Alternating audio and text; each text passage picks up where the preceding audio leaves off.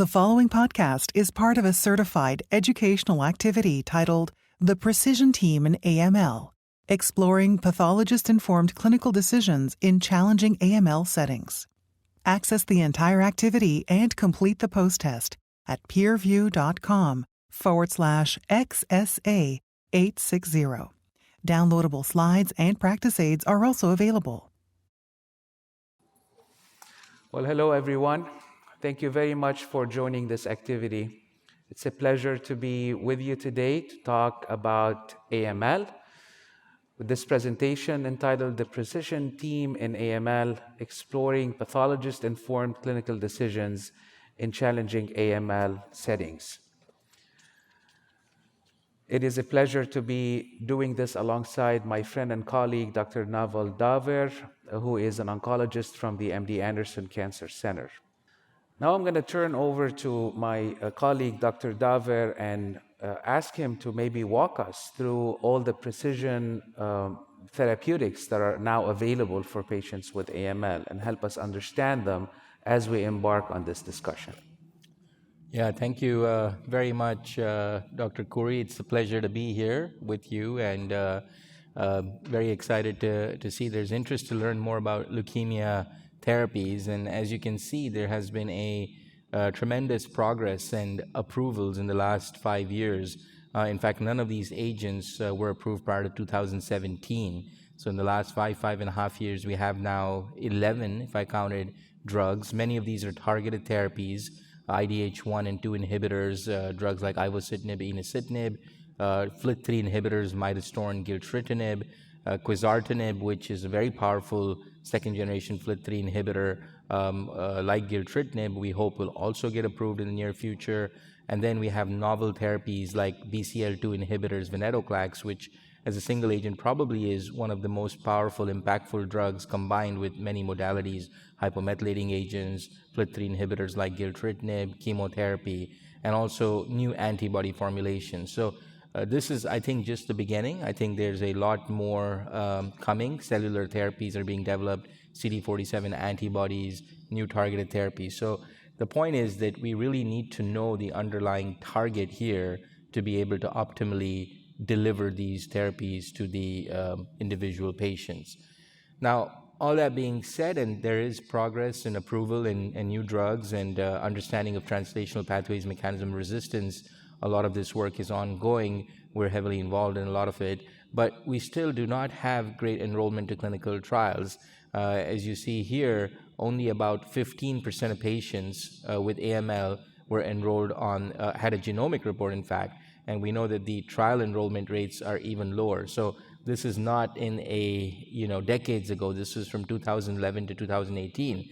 Now, yes, this was kind of before all of the approvals came through, and I would be hopeful that now with all of these targeted therapies, IDH1, FLT3 inhibitors, CD33 inhibitors, others, that people will know that there's more clinical, practical, therapeutic decision-making implications and check the molecular testing more frequently. But I still do not think it's going to be much higher than 55%. So we still have work to do because you have the drugs that work well in a particular target, but if you don't know the target, then that drug will not have any benefits. So this is a big area where we all, the hematopathologists, the clinical investigators, oncologists, are trying to improve access.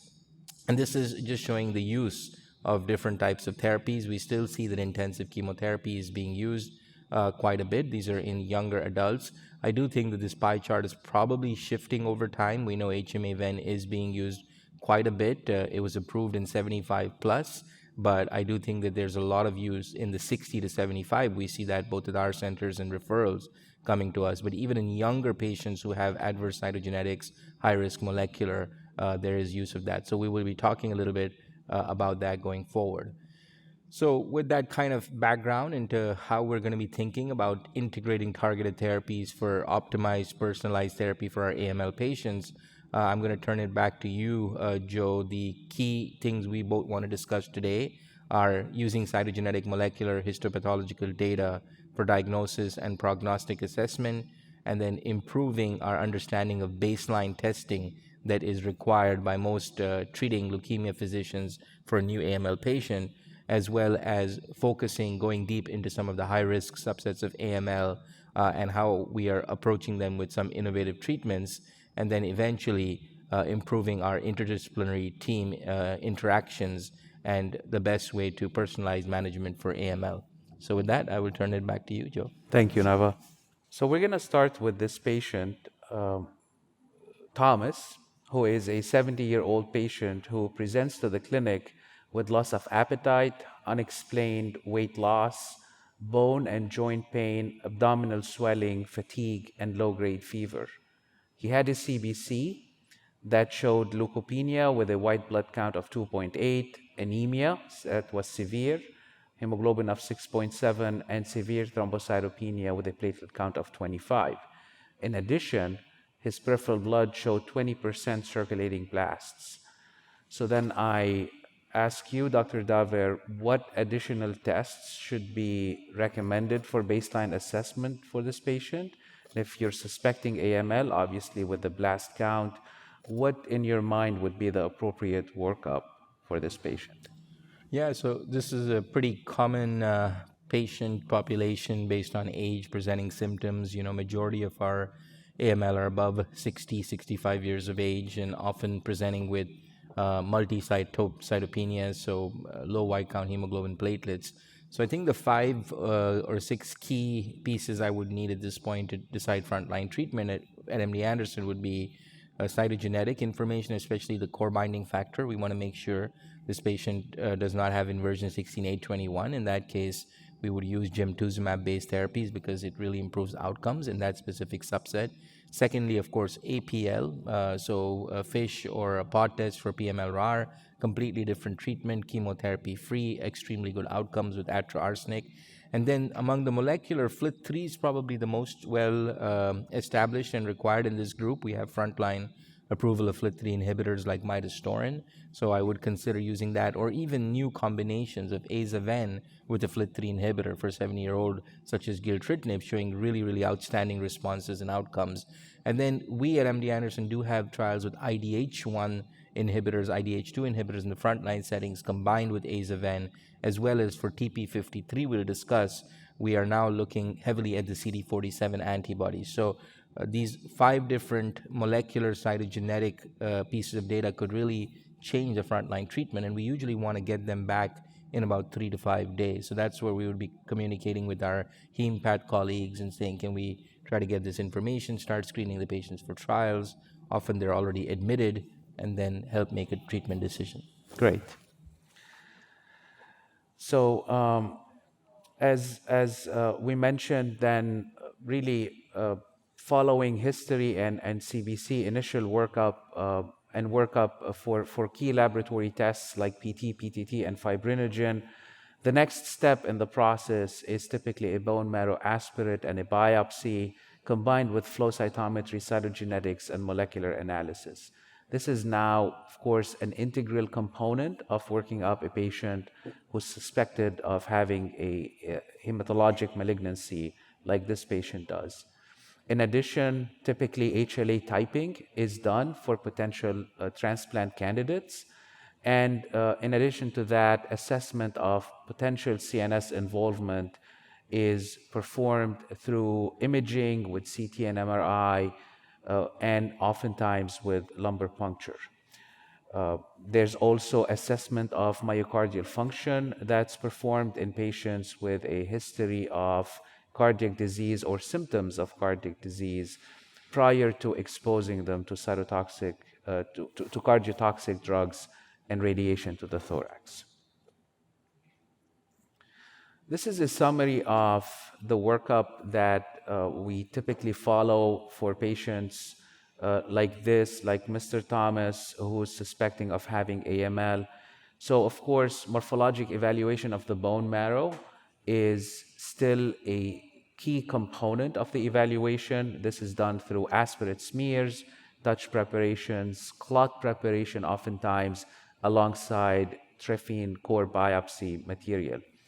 In addition to histologic evaluation, oftentimes concurrently we're doing flow cytometry.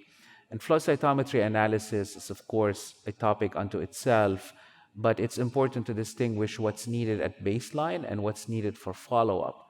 The important component of this is that at baseline, we need to understand the immunophenotype of the acute myeloid leukemia so that when we do follow-up testing and evaluate for minimal residual disease or measurable residual disease, MRD, then we have the baseline to compare to.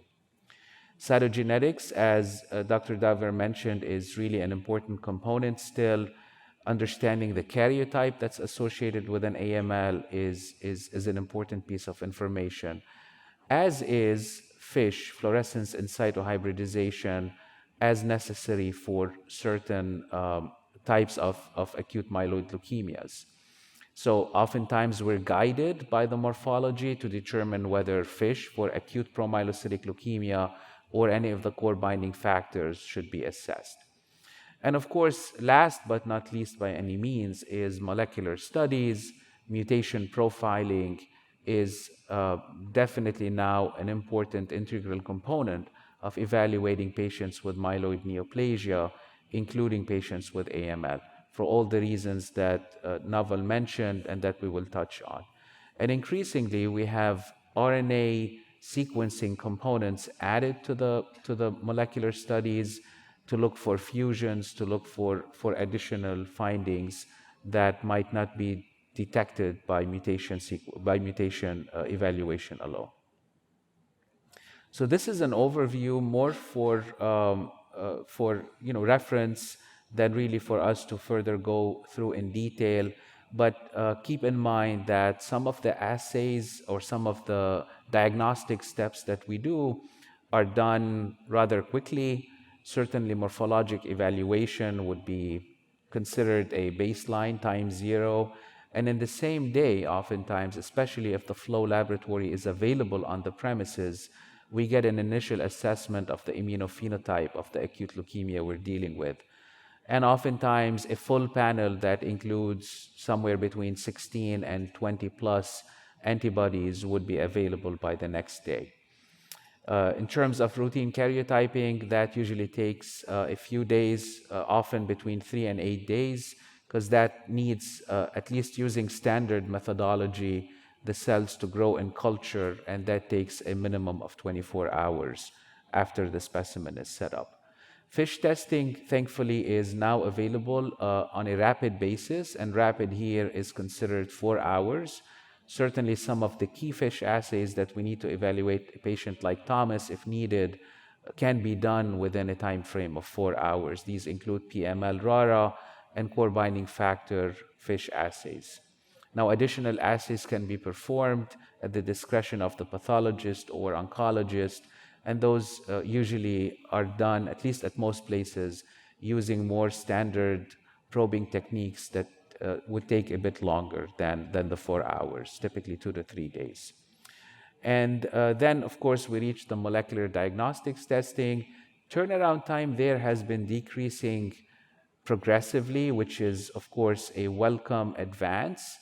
Currently, as Dr. Daver mentioned, FLT3 status is very important. I know at MD Anderson, we get that within a few days. In many places, including the University of Nebraska, where I'm at now, we also get FLT3 status within a few days. NGS testing takes a bit longer, but there are tools, there are techniques to get an initial understanding of the mutational profile within a day or two. And that can be certainly put to use where possible. Some places do leukemia translocation panels where there's a multiplexed look at fusion transcripts that are associated with known genetic alterations in AML and other leukemias, and those typically take a few days to complete. So, maybe we need to know at this point what the results show. And this is an overview of the patient's bone marrow. Here on the left-hand side, you see the result of the bone marrow biopsy, the trephine biopsy, that shows a lot of immature cells percolating through the bone marrow. Here you see some areas where erythroid precursors can be seen. There are a few megakaryocytes scattered around. They look a little bit dysplastic. On the smears, there's increased blasts, and these cells here that are large with very abnormal nuclear features, an open chromatin, prominent nucleoli, of course, are our leukemic cells. But in addition, this image illustrates the fact that we have in the background also dysplastic changes involving the erythroid lineage and involving the granulocytic lineage. So taking all this together, we get a sense that we might be dealing with AML, maybe with a background of myelodysplasia, because some of these changes were really pronounced and made that a possibility in our mind when we first looked at the bone marrow. Well, karyotype came back, and it's a complex karyotype. Of course, I'm not going to go through the details of that here. Suffice it to say that it includes 5q deletion and includes 7q deletion. Also, both features that are associated with this myelodysplasia type biologic background that we have long recognized to be associated with high risk. Mutation profiling then followed, and results came back a few days after showing ASXL1, SRSF2, and TET2 mutation. Now, AML with myelodysplasia-related changes, as it was called in the WHO classification previously and is now called AML-MR or AML myelodysplasia-related in the current WHO classification, has always been a challenging diagnosis and has for many years been based on a set of factors or diagnostic criteria that basically take us to a diagnosis of AML-MR. That has included in the past reliance on morphology and or cytogenetics and or a prior history of MDS or MDS-MPN.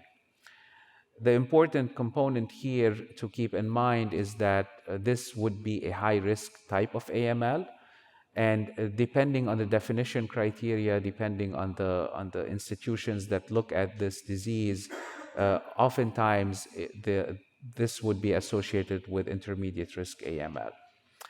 In a study that was done at MD Anderson a few years ago, a set of mutations were found to be associated with AML-MR. And interestingly, in that study, among other studies, it was shown again that just basing the diagnosis on morphologic features alone, just the mere identification of dysplasia was not sufficient. This is another study that followed that was published by Lindsley and colleagues in Blood in 2015. I'm not sure it followed. It was around the same time, I think. Essentially showed that there's a mutational profile that is associated with secondary AML.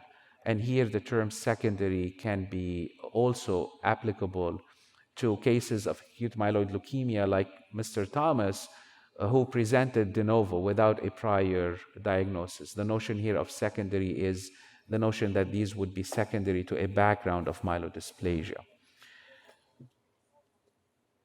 So in terms of kind of an overview of the WHO classification in that sense, acute myeloid leukemia has been separated in two families. Basically it's a similar structure to what we had before, but now the entities are separated more clearly, I would say, into AML with defining genetic abnormalities and AML defined by differentiation. Now, the goal is to put as many AML patients into an entity that's defined by genetic abnormalities. And if that is not possible, then we lean back on definitions based on differentiation. Some people have argued to retain the term AML not otherwise specified for that latter category. But we have some early indications that suggest that understanding the differentiation of AML might actually be associated with certain features, but that would be beyond the scope of this discussion. The diagnosis of AML continues to be defined on the basis of having more than 20% blasts. when there are no defined genetic abnormalities, but for most entities with defining genetic abnormalities, there is a possibility, it is permissible to make a diagnosis of AML based on that defining genetic abnormality, irrespective of the blast count. But there we hasten to underscore that there should be a careful consideration of the entire patient's picture before a diagnosis of AML is made. The boundary between MDS and AML in the WHO classification has been softened based on what I just discussed, basically eliminating a blast cutoff for AML entities with defining genetic abnormalities, but for other types of AMLs, the 20% cutoff has been retained. In the WHO as well, MDS with increased blasts too, that would be MDS with between 10 and 19% blasts, has been retained as an MDS in terms of the umbrella entity, but may be regarded, as was determined in prior WHO classification editions, may be regarded as AML equivalent for therapeutic considerations and from a clinical trial enrollment perspective. Now, one of this is really kind of to lead to sharing with you that in a case like this, where we have a mutation including ASXL1, which is now considered an AML-MR defining mutation, in a patient who also has a complex karyotype, which continues to be one of the defining features of AML-MR, irrespective of the morphology, but the morphology provides a nice adjunct support, we can diagnose this patient as having AML myelodysplasia related, which falls under the family of AML with defining genetic abnormalities. Now, for more details, if you wish to look at more details, those of you who have not seen the summary of the WHO myeloid classification, you are welcome to scan the QR code, and that would take you straight to the publication. I think I covered secondary AML over the previous slide, but essentially it is cases arising from antecedent myeloid neoplasm, by definition MDS or MDS-MPN, the presence of cytogenetic abnormalities that qualify for myelodysplasia related, and those include 5q or 5 deletion or 5q minus, -7 or 7q minus, in addition to complex karyotype. At least those are the most common.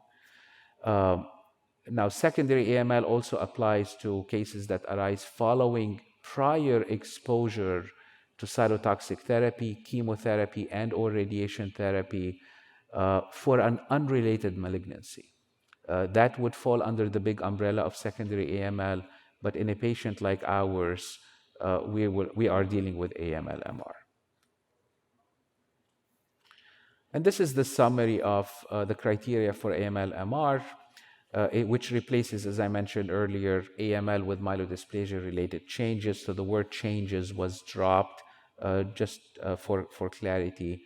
The diagnosis does still require 20% or more blasts, and we've covered the additional details in that regard. And here on the left-hand side, on the bottom, you can see the defining cytogenetic abnormalities, really simplified overall to include complex karyotype, chromosome 5 and 7 alterations, in addition to a few other alterations, which you can see in the table. For the very first time, we can now arrive at the diagnosis of AML-MR using mutation status. And it is fair to say that over perhaps 90% of cases, and this is anecdotal data that has not been published yet, but comes from a large group that, a retrospective group that was probed, more than 90% of patients will have a combination of mutations and cytogenetic alterations that qualify them to being diagnosed as AML-MR. But for that remaining 10% or so of patients, we can arrive at that diagnosis based on mutation status.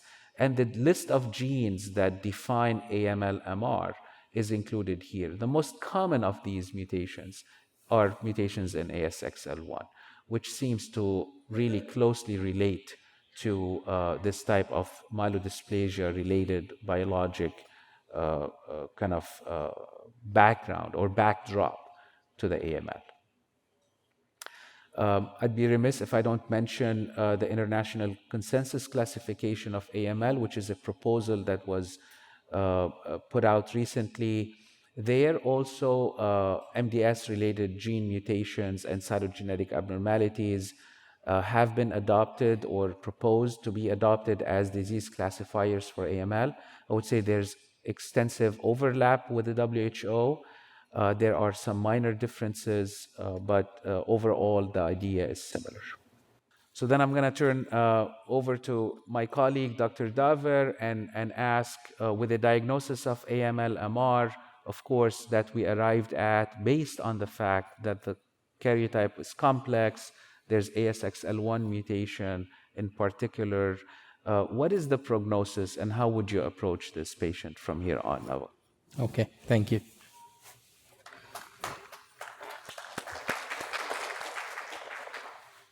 Okay, well, thank you very much, Dr. Khoury. So, at this point, I think we've got a lot of the information that we would need, including the molecular, which is usually most critical, especially to rule out targetable mutations, but also now, as Dr. Khoury mentioned recently, to help confirm diagnosis of the AML-MR.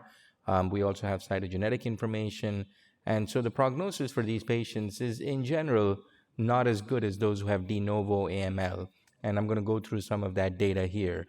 So this is one of the seminal papers that looked at the outcomes in different groups of AML, de novo AML, secondary AML with a history of known prior antecedent MDS, secondary AML who had other antecedent hematological diseases, non-MDS, and then therapy-related AML, so patients who had prior chemotherapy and or radiation for another condition in the past. And as you can see, clearly all of these groups tend to have a worse outcome than de novo AML, but those with the known secondary AML seem to have a even worse outcome. Now, looking into that further, we at MD Anderson tried to really identify whether these are all equally poor group or whether some are more poor than the others. And this was a very good effort led by Dr. Montalban Bravo, one of the faculty in the leukemia department at MD Anderson, where you can clearly see that just having morphology alone may not put you in as high a risk group as those who have a really bona fide AML-MR, which usually will have cytogenetics or a clear history of prior chemotherapy radiation. You can see those two are the ones that really have the negative impact and carry the high-risk prognosis that we think about when we use the general terminology such as secondary AML. So just as Joe was saying, it's really important to have cytogenetic data as well as a good history, and just morphology alone is often not going to be sufficient to classify these people as AML-MR, because those patients could potentially do reasonably well with standard induction chemotherapy-based approaches. So you really need cytogenetics or a very confirmed history of prior chemo radiation, and that's kind of how we approach them today in our clinical practice as well. So given that this is a high-risk group, we usually are trying to look at new treatment options. Hopefully that will be better.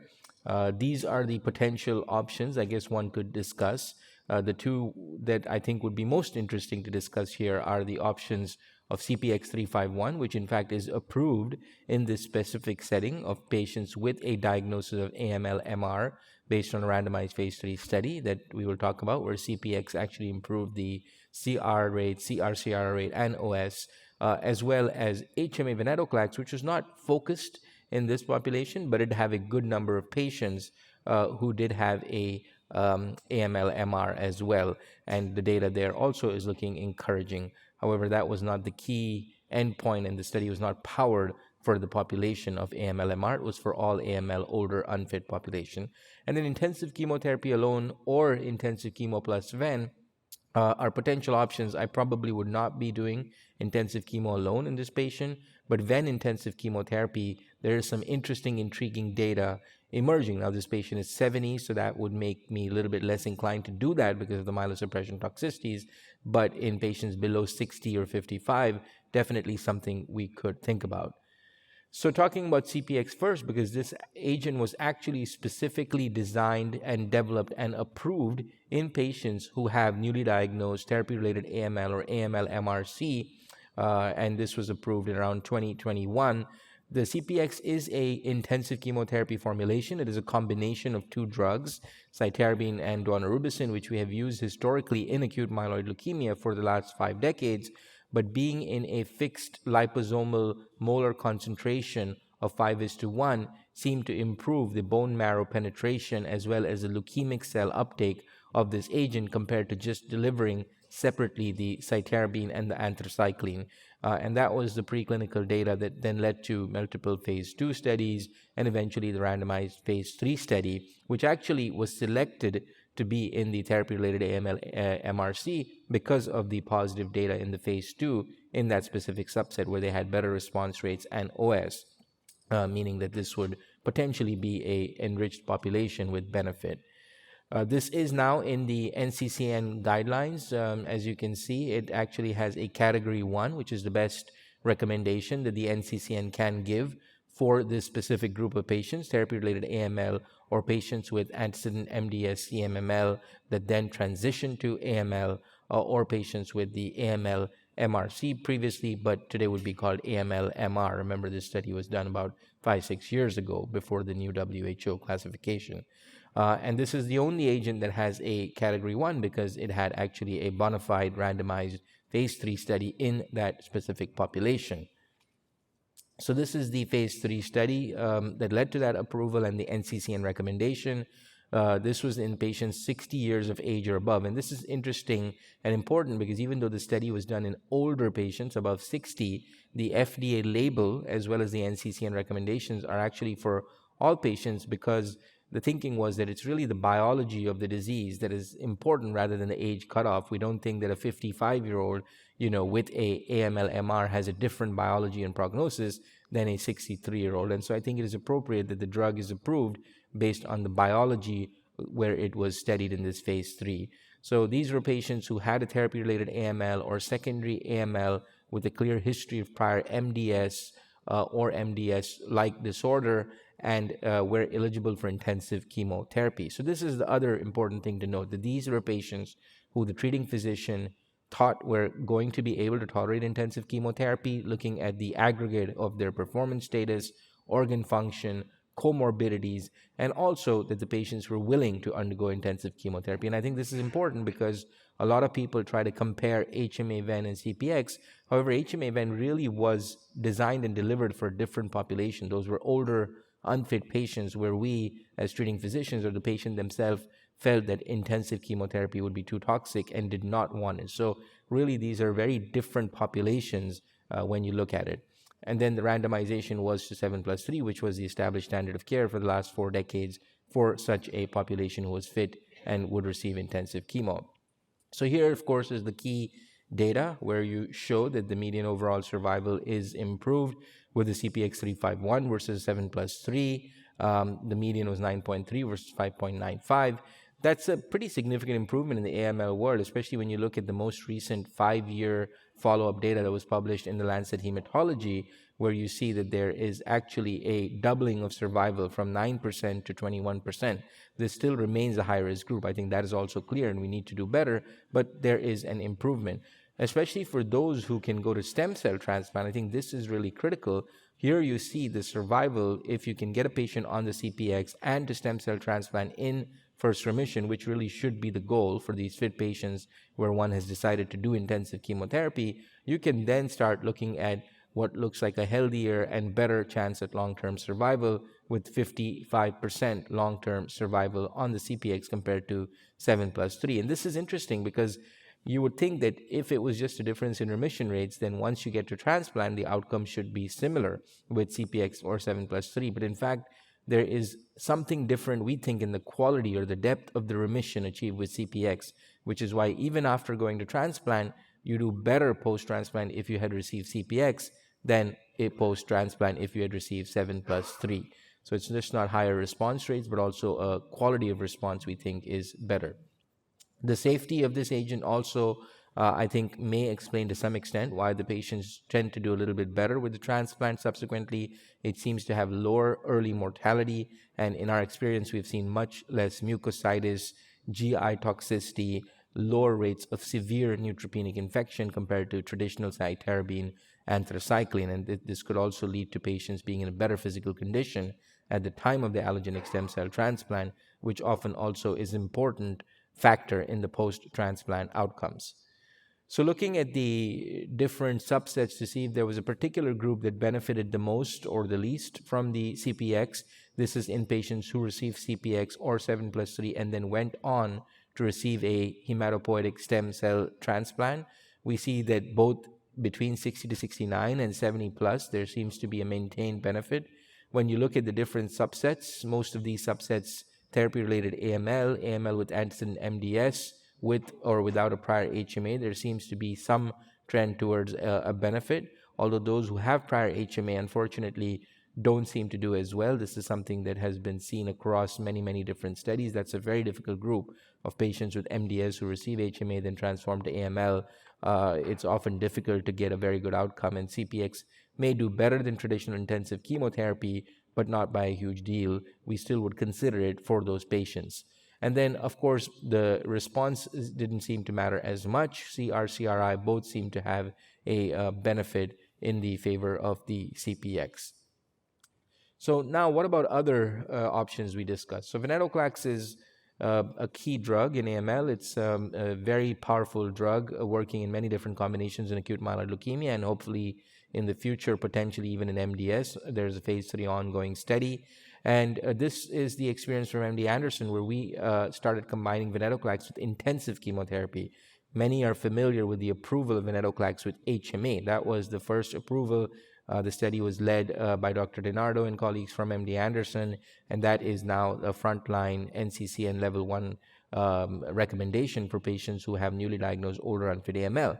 But if you look at the biology of AML and a lot of preclinical data done by our group, Venetoclax actually is synergistic with intensive chemotherapy as well as with other agents like FLT3 inhibitors, IDH inhibitors. So here's the experience combining Venetoclax with intensive chemo regimens such as FLAG, IDA, or CLIA. And you can see very, very striking response rates, the composite CR rates of 90, 94%, MRD negative. This is by using the multiparametric flow cytometry at MD Anderson. And here you can see close to 85 to 90% patients achieving MRD negative, and the 12-month overall survival is 85%. So this is really outstanding data, better than we have seen in the past for patients treated with intensive chemo. But a very small subset of these patients were therapy-related AML or AML-MR. These were predominantly patients below 60. You see the cutoff there, median age of 45, 48, with no patients above 65. So these were younger, often more de novo patients, but still this response and outcome is great. Would this translate into patients who have therapy-related AML, AML-MR? Hard to say. However, we do worry that the myelosuppression will be much more significant in that population because they don't tend to recover count as well as de novo AML. HMA Venetoclax, there has been recent update data where you see that it continues to show a benefit. Overall survival improvement from the VIALE-A study is maintained, which is good. But the glass half empty part of this is that, unfortunately, even with the improvement, the long-term survival is 23%. Definitely better than AZA, which was 8%. But I think this is just the beginning of the research. We still need to do more. And again, I think when you look at this compared to, let's say, a patient who would have been fit for intensive chemo and could have gotten CPX, gone to transplant, I think there is potential maybe you could have done better for that patient in that setting. So I still think we need to improve the HMA ven and use it in those patients who are really older, unfit, or potentially combine a third drug with it to further improve the response and outcome to improve that survival curve. But I don't think this is going to be where we want to be a decade from now. So this is a good step forward, but I think just the first step to really improve the outcome. So now back to our patient, 70-year-old patient, as we discussed, with cytopenias, complex cytogenetics, molecular mutations here. AML-MR is clearly high-risk disorder, as we discussed. And I think based on all of this data, I think CPX is the one, as we discussed, that has a NCCN level 1 evidence. If this patient is fit for intensive chemotherapy, that is probably the direction we would consider, whether it's with single agent or in combination with Venetoclax or other agents in ongoing trials. Could HMA-VEN be reasonable? The answer is yes. I did show you the data where the response rates with HMA-VEN also are quite encouraging in a similar range as you would get with CPX. However, there was no randomized study focused on this population. So the gold standard, I think, at this point for this population would remain CPX 351. And we would try to get this patient to allogeneic stem cell transplant, usually get the transplant team involved very early. We consult them usually within the first week or so when we see them at MD Anderson. And then after 2 or 3 cycles, once the patient's in remission, proceed to an allogeneic transplant. And I showed you could have up to 50-55% then with a durable remission at 5 years, which is the goal. Okay, so here we're now going to focus on some of the high-risk targetable mutations in AML. And let me ask you here, Joe, you've done a lot of work on TP53 mutations and how to assess them. So when you get a sample from the leukemia clinic, what are the ways you're looking for TP53, and what is the timeline to get those different data sets? Yeah. So thank you, Naval. So certainly P53 mutation status is a very important factor to understand and learn about in any patient with AML. There are various ways for us to determine that. Certainly the most common way is the fact that P53 is part of mutation panels that are done by next generation sequencing. So hypothetically here, we're taking our same patient and asking if their NGS mutation profiling had shown the 3 mutations in addition to P53, what would this mean? What would the implication be there? And as we look at the bone marrow and as we look at P53 assessment, thank you. As we look at P53 assessment in the bone marrow, in addition to mutation profiling, we can also evaluate P53 protein accumulation or its expression status using immunohistochemistry. This is an example of, let's say, another patient, similar background, similar presentation, where the bone marrow shows a lot of dysplastic changes in the background and where you have lots of immature cells that could often be a setting that you would see in patients who have been exposed to prior cytotoxic therapy or having therapy-related AML. In cases like this, it is not uncommon to detect P53 accumulation by immunohistochemistry. And the next few slides, I will share with you some of the data that has emerged on this in the past few years in AML, including some work that was done by our group from MD Anderson when I was there. So this is mutation profiling, and again, as an example, it's not uncommon actually to see P53 mutation as the only mutation that a patient might have. But I'm using this to actually also remind the audience that mutation profiling can serve multiple purposes. So it can serve diagnostic purposes with some of the mutations actually defining some disease entities, notably NPM1. Mutation profiling can also provide prognostic information, with P53 being a prime example in addition to others. But also mutation profiling provides therapy guiding information. As Dr. Daver had mentioned earlier, FLT3 mutation status and FLT3 internal tandem duplication mutation status are important molecular diagnostic information. In addition to IDH1, IDH2, which are also targets of therapy. So all of this could be gleaned from through mutation profiling. But back to P53, Mutations in P53 are not, it's fair to say, are not all equal. There are mutations that can happen, of course, in different parts of the gene. Some alterations in P53 actually can be non-pathogenic variants of germline origin.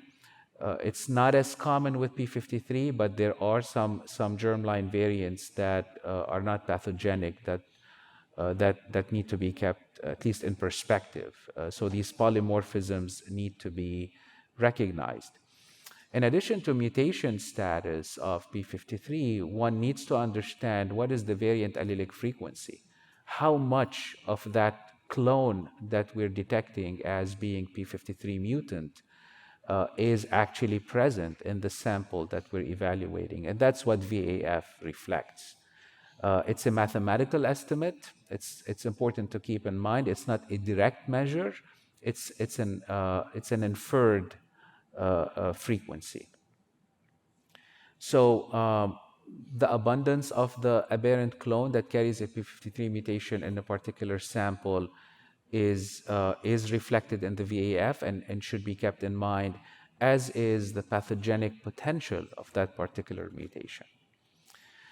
In addition to both of these factors, we need to remember that the P53 gene exists in two alleles in all of our cells, at least in our normal cells. In neoplastic cells, we might have multiple copies of chromosome 17, but not to complicate matters too much, it's important to recognize that the allelic status of the P53 gene is important to keep in perspective.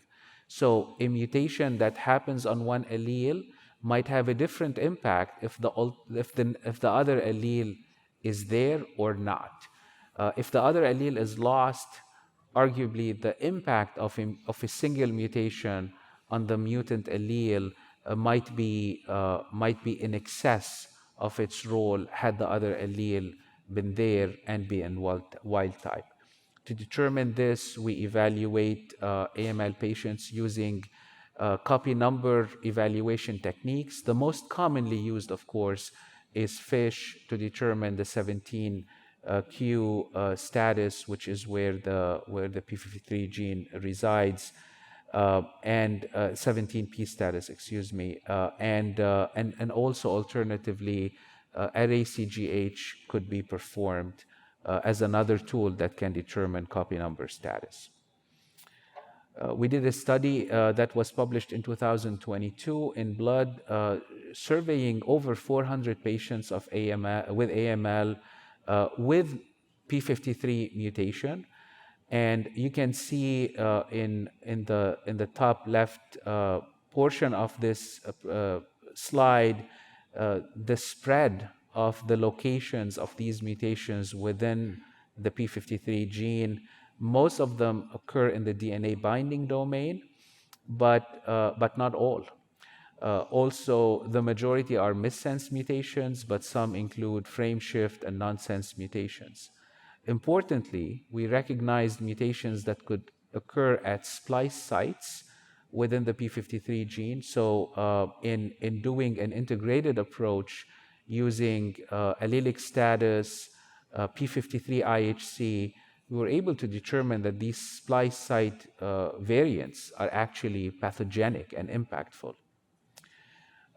You can see also that on the top right-hand side, this Kaplan-Meier curve showing that if you take a look at AML cases that harbor just one P53 mutation and then ask what is the difference between those who have copy number loss on the other allele or a retained copy, and you see that those with copy number loss, which is the blue line on the plot, have a probability of survival that's significantly lower than those whose allelic status is intact. So all of this indicates that we really need to take a nuanced look at P53 mutation status in AML. It's not just merely saying P53 is mutant or not. It's not a binary answer of yes or no. We need to look more, and as we continue to delve more into this topic, and of course make correlations with responses to certain therapeutic approaches, we need to keep that perspective in mind. This is a summary figure from that same study showing also that in addition to, so there are two P53 mutant patterns by immunohistochemistry. One leads to the accumulation of a detectable P53 signal in the leukemic cells. This you would see in panel A. The staining intensity is uniformly strong. In pathology, we use 0, 1, 2, 3 as at least semi-objective criteria for signal intensity. We can also program those intensities and evaluate them using computer-assisted technologies for improving reproducibility. And when we talk about P53 mutation detected by IHC, we're talking about an increase in the staining signal that is typically uniform and typically at a 3+ intensity. In at least, oftentimes we use 10% as a practical cutoff. Although our study using this very large set showed that 7.2% is the optimal cutoff to get the best sensitivity and specificity. I cannot do 7.2% by looking at a slide, but most of us use 10% again as a practical cutoff. However, it's important to keep in mind that about between 10 and 20% of AML cases show a mutant P53 staining pattern by IHC, whereby the cells lack completely any P53 signal. You can see this in panel C here. You can see some brown signal, which I hope you can see on the larger screen, that is present in some endothelial cells, some background normal cells. But the leukemic cells themselves show aberrant lack of P53 signal. That is a new, that to our knowledge at the time was the first time we recognized this P53 null, what we call P53 null immunophenotype to describe this finding, but it should be kept in perspective.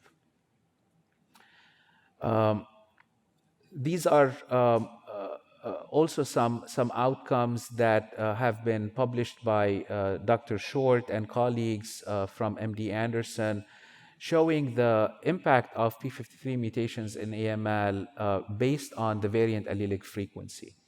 It was a very informative study that demonstrated actually that the VAF of 40% was really the right cutoff, where P53 mutation status became at least more significantly correlated with outcomes. Yeah, I think just also importantly, kind of commenting on the study that Joe showed here, I think it's really important to highlight that TP53 is not binary as he mentioned. You know, we do really try to get the information on a day-to-day clinical practice on the VAF of the mutations as well as the number of mutations. And in this analysis, which had about 200 plus patients, we see that those who have a high VAF as well as multiple mutations are really the ones that do poorly, and which is a broad majority, it's about 80%, but it's not everybody. So those who have low VAF and one mutation may actually do well with traditional standard intensive chemo and transplant, and you don't want to miss those patients. I think that's the key, and put them on, let's say, HMA alone or HMA with TP53 therapies, which may or may not be the best if it is not a truly TP53 depleted condition. So I think that's really important to highlight. But for the majority, which often will have the negative prognostic impact of TP53, we're still struggling to find a optimal frontline therapy. So HMA Venetoclax, when we first started doing the phase 1b studies about 7 years ago, we were excited because the response rates numerically actually look pretty encouraging in TP53. When you look at this plot of responses on different molecular subsets, you see that yes, it's a little lower with TP53, but it's not bad. It's around 57%. So we felt that this would hopefully transition to a good survival. But unfortunately, when you look at the survival, you see that the survival is 5 to 7 months with the TP53 mutated patients, even with HMA-VEN, as compared to 18, 19 months in non-TP53 mutated. And then we at MD Anderson said, well, maybe we could use decitabine with a 10-day regimen. There was data published from the group at WashU about 6 years ago showing that a 10-day regimen of decitabine seemed to have a preferential activity, response, and survival benefit in TP53 mutated AML in their experience. It was a small number of patients.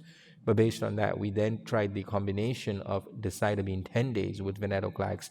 And unfortunately, even with that combination, we do see good response rates, 55, 57% again, but the survival remained very poor at about 6 months. So we do not think HMA Venetoclax is really going to improve the outcomes. Many are now even considering just going back to HMA alone in patients with TP53 if you don't have a novel frontline innovative treatment that we think could benefit, because you're adding myelosuppression and not getting too much benefit with the Venetoclax. So then one said, well, what about CPX? We know this is approved in a specific subset of patients with the AML-MR secondary AML. And so a lot of those patients, about 35 to 40%, have a TP53. And could the CPX work there? Unfortunately, on the subset analysis, the group that seemed to not benefit too much were the TP53 mutated. You see the survival in those who are TP53 mutated was 5.7 months. With CPX, with 7 plus 3, it was 5.1 months. So not really much improved. So we don't think this is the best approach either currently for TP53. And then we just published this review a few months ago where we look at all of the different regimens that have been used over the last 15 years, many different combinations, as you can see, of HMA alone, cladribine-based therapies, antibody-based regimens, others, and none of them really have been able to show a clear dent or improvement. Probably the one with the best signal currently are the CD47 antibodies like magrolimab, where we are actually seeing a response rate from 40 to 60% and are also seeing a survival that is at least close to 11, 12 months. Not great, but much better than the 5 or 6 months that we have seen historically with all of the other treatment options. And the key here is that TP53 is such a pervasive mutation. Unlike many of the other mutations, we have IDH, NPM1, FLT3, they impact certain subsets of AML, and we can target them effectively. TP53 actually impacts the entire tumor microenvironment, the immune system. It has broad implications on apoptosis, differentiation, cell proliferation, cell signaling. So there are now more innovative approaches that are going to be needed. We're looking at these, whether these are through immune modalities or cellular therapies, which I personally think are probably going to be the most likely to eventually work for TP53 because these are mutationally agnostic, or other pathways that could be leveraged. But I think we're going to have to think out of the box. Cytotoxic therapy, CPX, HMA, HMA-VEN are not really going to make a difference. So one of these innovative approaches is using a CD47 antibody approach. So the idea here is very similar to what we do in solid tumors with PD-1, PD-L1, but instead of PD-1, PD-L1 on T cells, we're here focusing on the macrophages, a component of the innate immune system.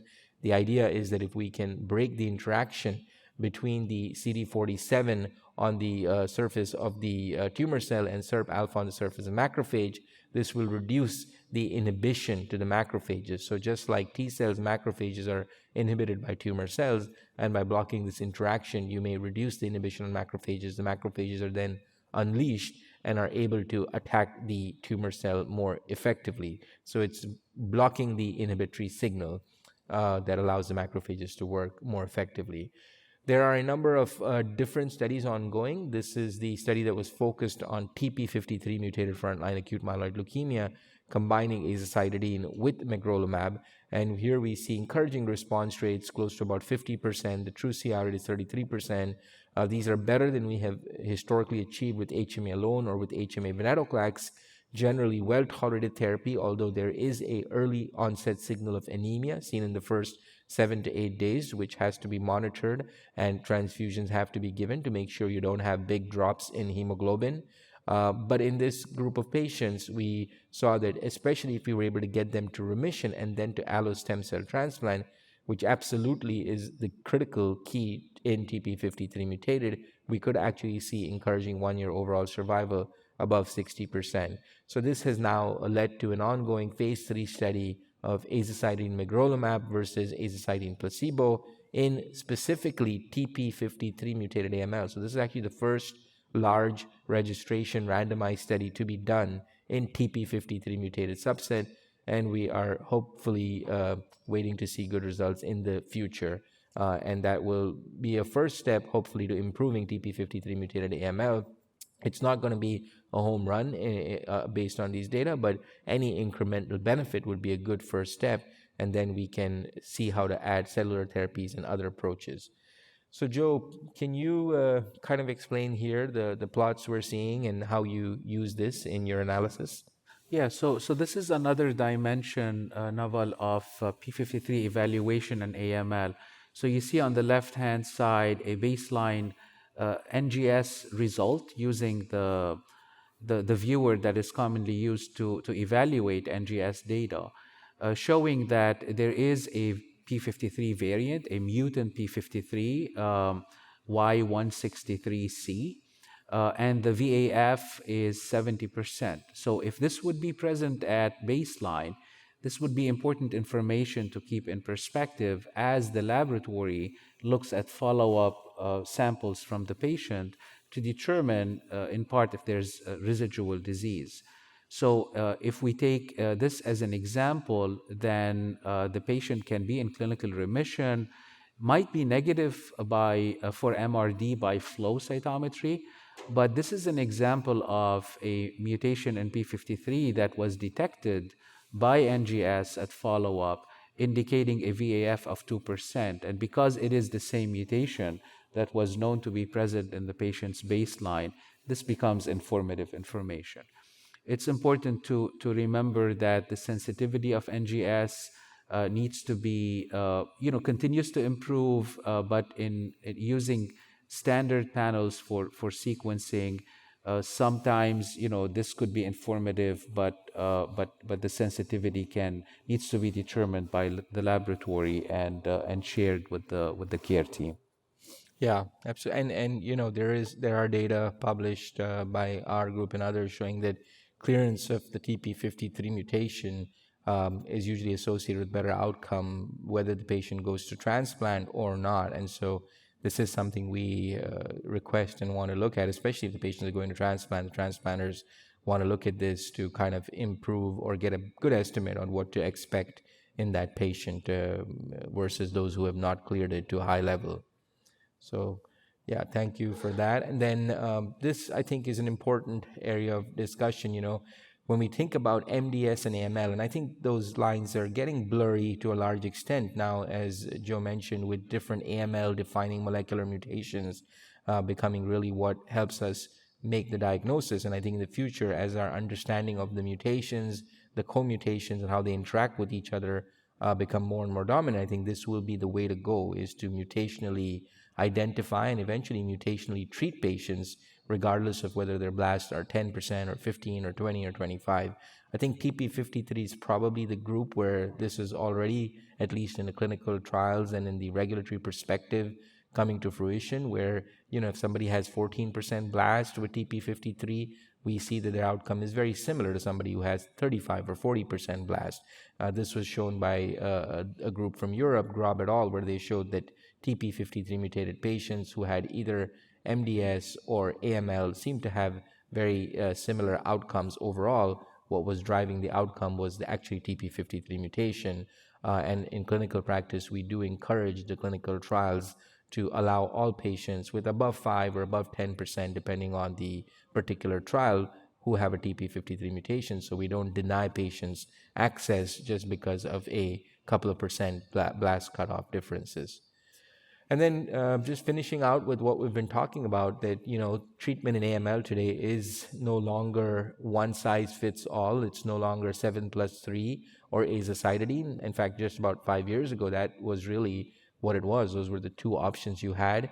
If a patient could get intensive chemo, they got 7+3. If they couldn't, then they got HMA alone. but there has now been a lot of personalization of therapy because of new drug approvals with improved outcomes. And so we really want to know at baseline the presence of core binding factor mutations. Those are the groups where addition of gemtuzumab really improves both relapse-free and overall survival. We want to know the FLT3 mutation. Midostaurin FLT3 inhibitor is already approved. Quizartinib, a second FLT3 inhibitor, will hopefully be approved in the near future, and we definitely don't want to miss adding a FLT3 inhibitor in the frontline FLT3 mutated AML. And then, of course, as we discussed extensively, knowing if patients have AML with MR, either based on a clear history of prior chemoradiation or meeting the cytogenetic molecular classification for AML MR as put forward in the recent WHO. And these all have a very significant impact on selecting frontline therapy. I would add to this potentially IDH, where there are randomized studies looking at adding IDH1, IDH2 inhibitors to intensive chemo if one has a mutation. We don't have those data yet, but that could be a fourth green box that gets added as IDH targeted. And then for those who are older, similar use of FLT3 IDH mutations to select the addition of targeted therapies to the backbone of HMA-VEN, and TP53 remains a difficult group, but it's really important to identify it because those patients absolutely should go on clinical trials to try and get some of these innovative therapies approved and move forward.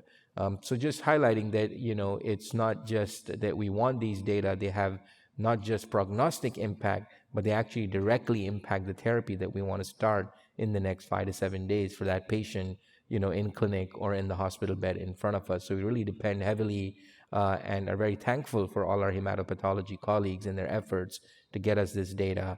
And, at MD Anderson, I'm sure other places, we work extensively, very closely. We meet once a week for our leukemia planning for 1 hour, review all the new cases, and then emails and phone calls every day. And it's a great team effort. So thank you all for your help there. So with that, the final take-homes we've already discussed.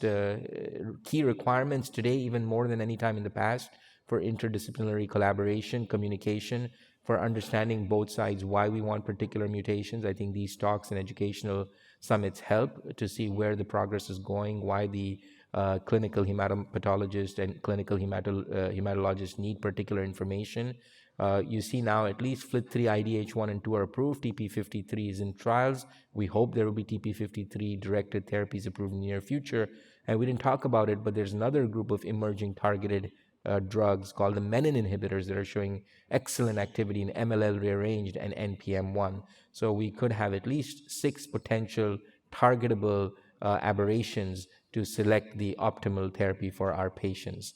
And then as discussed, there are therapies for this historically high-risk group of patients with therapy-related and secondary AML. And I think this is actually just the beginning, believe it or not. I think we are going to have more personalization, more targeted therapies emerging, and then eventually immunotherapies as well, which also require the identification of particular antigens to select the optimal immune therapy. So a lot in the next decade, I think, to come for acute myeloid leukemia therapy. And in the end of the day, of course, all of this is incrementally each step improving outcomes for patients so we can get to that eventual goal of cure for most, if not all, our AML in the future. And with that, I will stop and turn it over for question and answer. Yeah. So anybody from the audience want to ask? If not, we have some virtual as well we could start with, but we can, yes. It's a microphone next.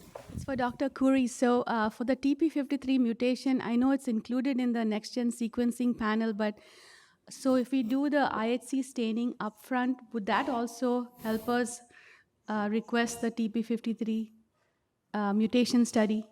Yeah, I think that's a great question. So our data, the data I showed, especially that ROC curve, shows that there's a very high correlation between mutant P53 protein expression determined by IHC and mutation status.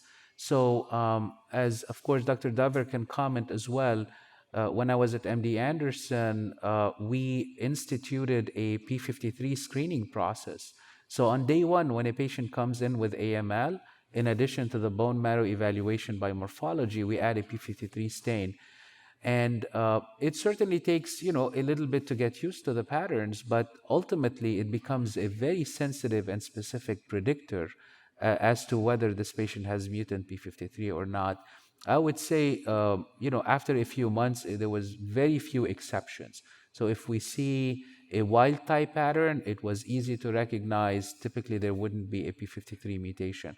So even the negative finding becomes informative there. And of course, the mutant patterns usually declare themselves fairly well.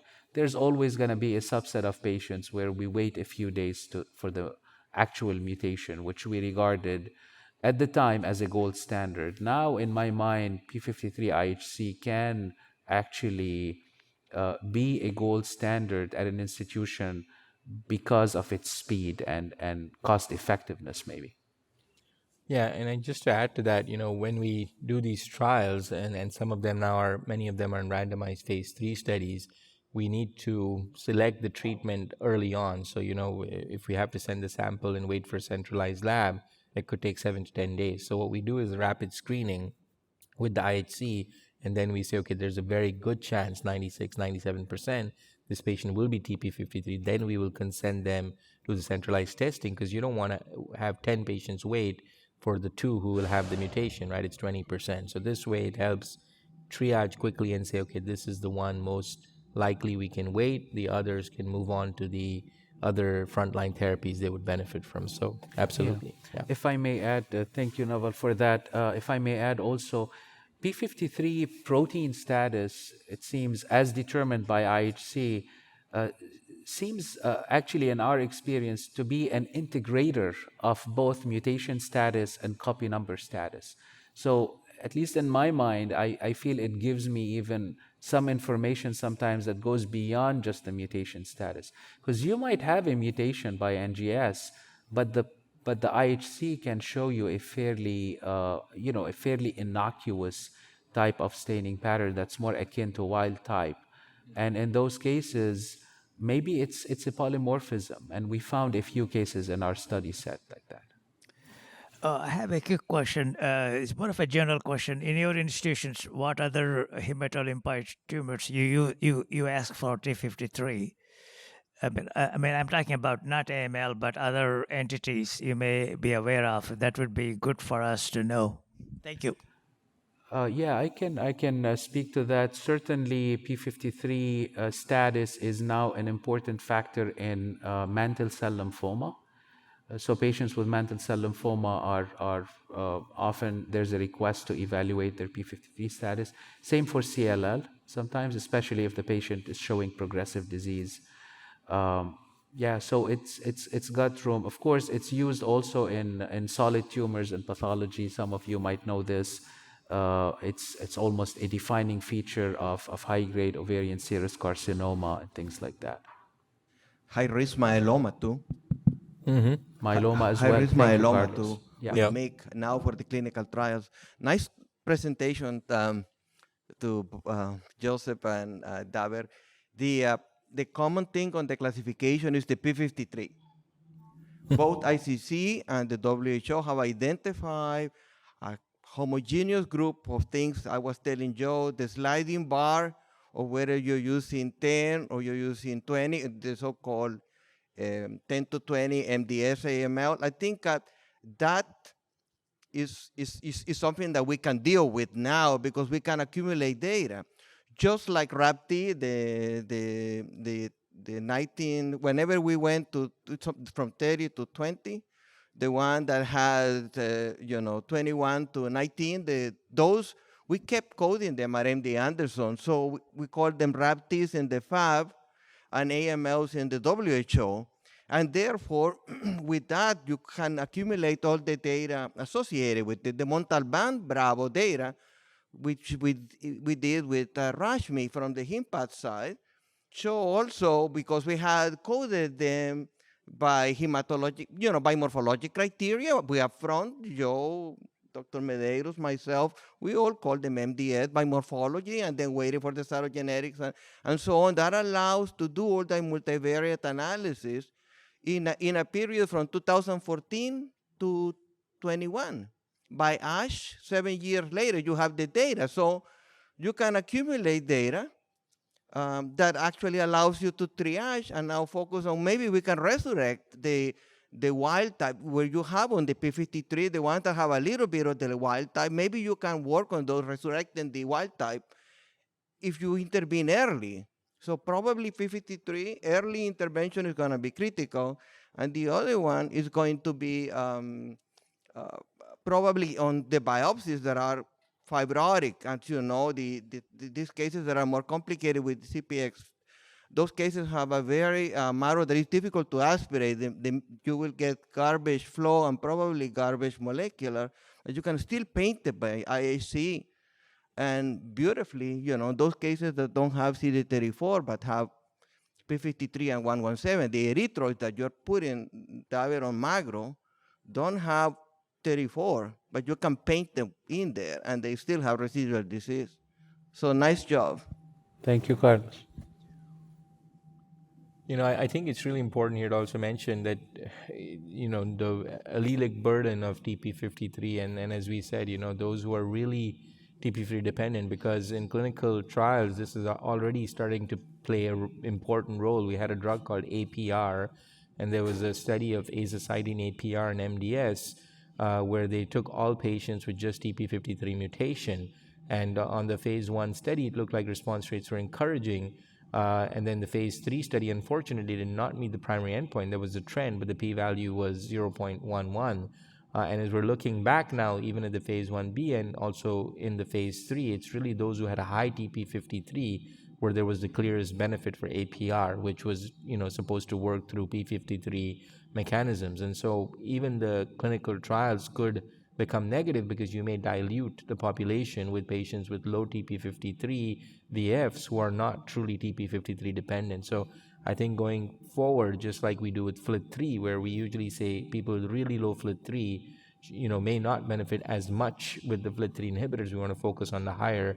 I think P53 should not be considered binary, but more of a taking all the data into account before using it for decision making. Yeah. For Dr. Khoury, well, I have a couple quick questions for Dr. Khoury. I was just wondering, as far as TP53 and surge path, there's a third pattern, a cytoplasmic pattern, and I don't know if you've seen that at all. I've seen it rare once, but as far as TP53. We did not see that. I don't know, maybe with AML, because the cells don't have as much cytoplasm, maybe it's hard to see. I was not aware of that. Thanks for bringing that up. And then I guess my other question is going along with like pure erythroid leukemia, you know, TP50, you know, the WHO retains that with the TP53, you know, and I was just wondering almost more with Dr. Daver, you know, do you wind up treating that with regards to the TP53 or do you look at the diagnosis of that? Because that one is a little bit of a tricky diagnosis for us. Yeah, I mean, that's a tough group. I don't really have a good answer. We don't really have anything that works very effectively. We are using the TP53 mutation to kind of put them on CD47 and other studies, but those patients have a really, really, really poor outcome in general. So usually whatever we do, the goal is to get them to transplant as soon as possible if we can get a temporary remission, which also is sometimes very, very hard. Yeah. So, thank you for your talk. You know, and I don't understand this field as well as I wish I did, but let me just ask a couple questions. You know, there are different mutations for TP53, right? Some are worse, some are better. Is there any correlation with the IHC and the meanness of the mutation, so to speak? Jeff, that's a great question. No, I would say if the mutation causes disruption in the homeostasis of P53 in the cell, then it becomes impactful. And as we looked at, actually we did look at that particular question because there's a tool out there where you can plug in the mutation and understand in P53 and understand how pathogenic it is. It gives you a score. And it's in the study by Tashakuri and colleagues. And there was no correlation with P53. So it transcends, I would say, the specific mutation, perhaps transcends the allelic status and gives you an integrated view of it. If I may, since you opened that again, Jeff, thank you. Going back to the VAF, and the paper by Nick Short showed a 40% VAF as being the most prognostically impactful cutoff. In the Tashakuri paper, actually the reviewers asked at what cutoff of P53 IHC mutant pattern did we see correlation with outcome, with prognosis? It turned out to be 20%, almost independently. If you think about it, VAF of 40% is a 20% cell burden because the two copies of the gene, at least on average, would be presumed to be there. So in a way, it seems that this 20% is very prognostically impactful, correlates with the 40% VAF. So if I could just follow, it's very seductive that you could do the immunostain and get, if I may put it this way, get the heat from the clinicians off my back for a couple of days until the NGS is ready. But so far we're talking almost entirely about burden, which is very important, but it's not physiologic in the sense that some mutations theoretically should be worse than other mutations, and there's data for that. So it's hard to imagine that my clinical colleagues won't want to know that specific mutation, no matter how good a screening test like IHC would be. Dr. Daver, do you think that's fair? So actually, not really. So, about 90% of the TP53 mutations, there's a whole list of them, there's like 100 of them, have kind of a major somatic impact and we believe are carrying the prognostic impact. So it's not like FLT3, for example, where absolutely the type of mutation I think really can change the selection of therapy and the prognostic impact. With TP53, most of them, if they have a mutation, those 90% at least, we don't really need to know. Now, there's a small group, absolutely, that could have a TP53 mutation, that is not carrying the deleterious effect, the frame shift mutations, for example, some of these.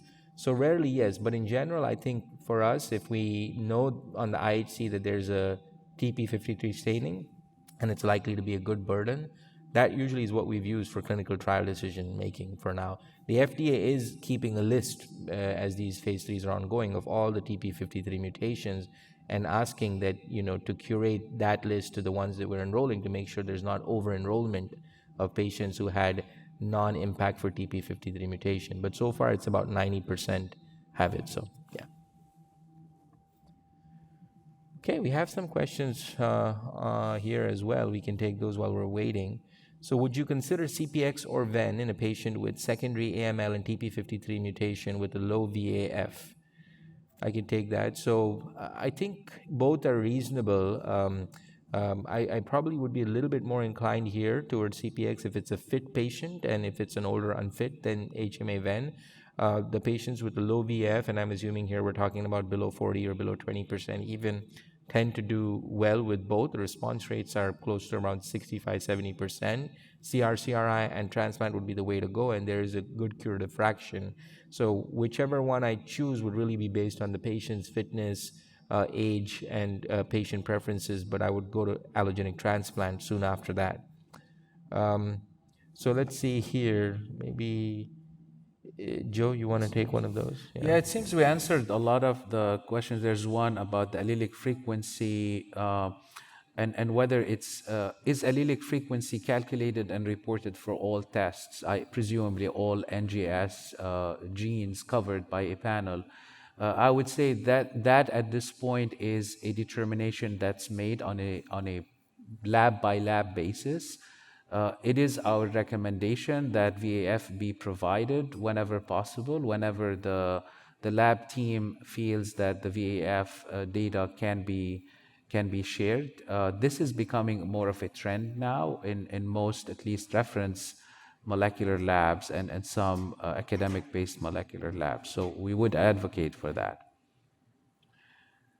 I think this is a good year. So should we always be testing for TP53 VAF, or is it a nice to have in some cases?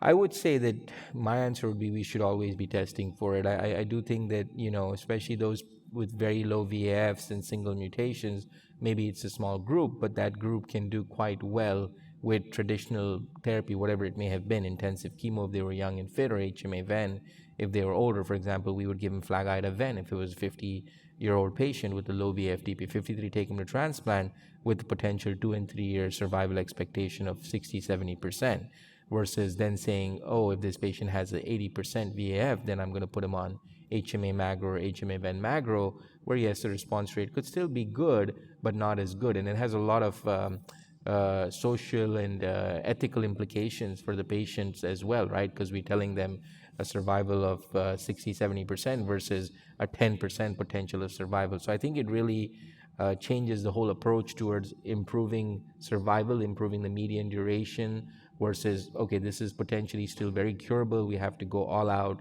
get transplant involved, hit it hard, give the patient optimistic views. So yeah, for our practice, we really do always email our colleagues and make sure we have that information before we enter the decision with the patient. Yeah, there's a nice question here. Can you elaborate on a typical communication of diagnostic results between pathologists and other team members in your practice? How quickly/often are you in contact once results are in? This certainly depends on the practice settings. I would say having a low threshold for communication is always good.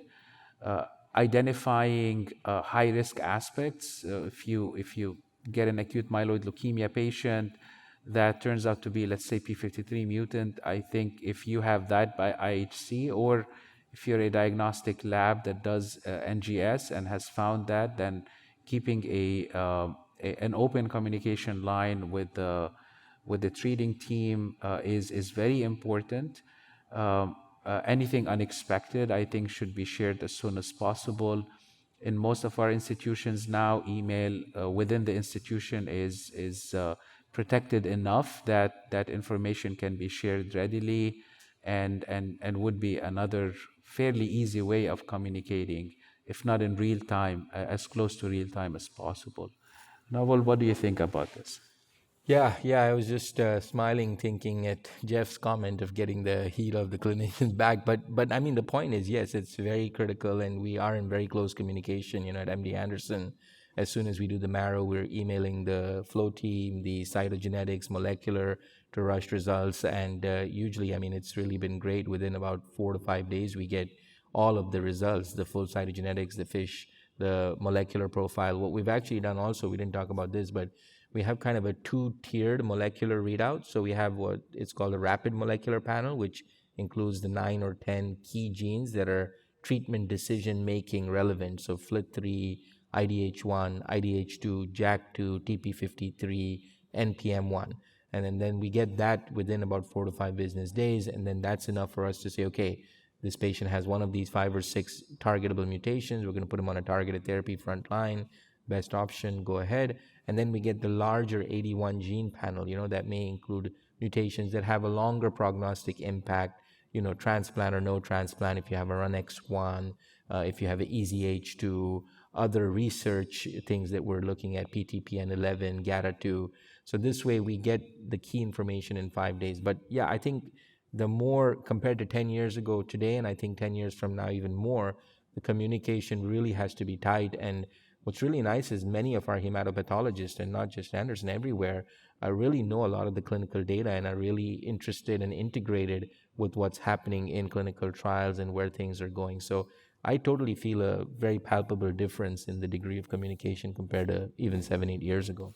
It's great. Yeah, I fully agree. And I think it's great also that when oncologists are interested and are knowledgeable about, what's going on in the lab, knowing the limitations, knowing, that turnaround time is a factor that oftentimes, we try to work against, but there are some aspects of the workup that need time. So that common understanding is great. Yeah, both ways, you're right. I mean, even us, the clinical investigators, I've learned a lot about molecular and cytogenetics compared to, I think, many of our peers and colleagues had known 8-9 years ago. So I think the knowledge, understanding, collaboration both ways has been great. Yeah, fully agree. Take last one. I think we're almost at time. Let me see if there's any quick one here. So I think one of the questions here is, Any thoughts on why Venetoclax appears to be active in TP53 MDS but not as effective in TP53 AML? I think we don't know. The MDS data set is much smaller. It's a single arm study right now, about 65, 70 patients, and the response rates were good. We have not seen, at least I have not seen to my recollection, the OS breakdown by different mutations. So as I mentioned in my talk about 5 years ago, when we saw the response rates initially in the multi-center phase 1B of HMA-VEN, we thought the same, that TP53 is actually not doing that bad. But it's actually not the achievement of response, it's more the duration of response and the early relapses that really hurt in the TP53 patients. So I don't think the jury is out. This is a debate we have in our group, actually, whether TP53 with a really low blast could do different. We hope so, but we don't know yet for sure. So we will see with the phase 3, which just completed enrollment a couple of months ago in MDS. So we'll have data maybe by early next year. I think we're at time. So with that, we'll close out. Thank you all for joining us. Thank you for listening. Download materials and complete the post test for instant credit at peerview.com/XSA860. This program is supported by an independent medical education grant from Jazz Pharmaceuticals.